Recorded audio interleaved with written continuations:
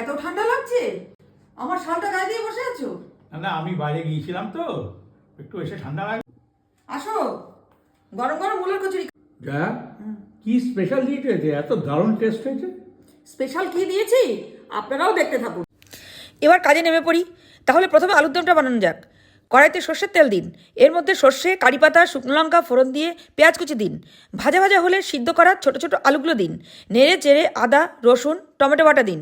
চাইলে আপনারা টমেটোগুলো কেটেও দিতে পারেন। ভালো করে মাখামাখি করে 1 চামচ হলুদ, 1 চামচ কাশ্মীরি লঙ্কা, 1 চামচ নুন, 1 চামচ চিনি দিয়ে কষে টষে জল দিয়ে একটু ফুটিয়ে নামিয়ে নিন। এবার মূলোর পুরটা করুন।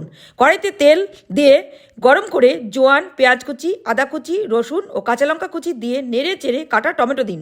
গ্রেট করা মূলো দিন।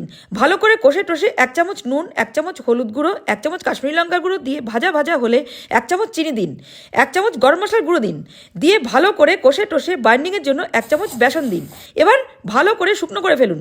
এবার 1 চিমটি খেয়ে দেখুন, হেভি টেস্ট হয়েছে। এবার জোয়ান দিয়ে মেখে রাখা আগে থেকে ময়দাটার থেকে লেচি কেটে ছোট ছোট করে বেলে একটু করে পুর ভরে দিন। এবার নাক মুখ সব সিল করে দিন। এবার ঠান্ডা তেলে বেলুন আর গরম তেলে ছাড়ুন। কেমন ফুলে ফুলে উঠেছে দেখুন। এবার দাদাকে খাওয়ানো হলে আপনিও খেয়ে নিন। আর ভালো লাগলে একটা লাইক দিয়ে দিন।